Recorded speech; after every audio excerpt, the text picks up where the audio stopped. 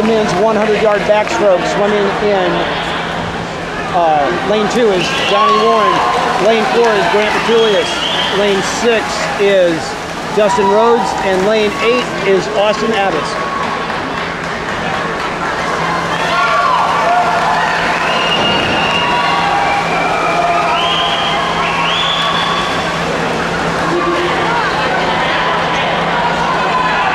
Okay, splits.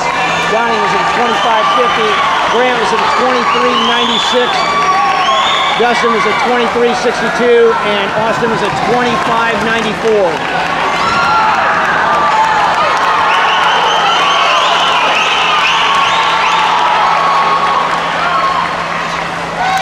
Okay, Grant wins it with a 25.19 for a 48.81. I'm sorry, that was Austin's time, or Dustin's time, excuse me. Grant was at 25.36 for a 49.32. Johnny was at a 26.66 for a 52.16, and Austin was at a 26.91 for a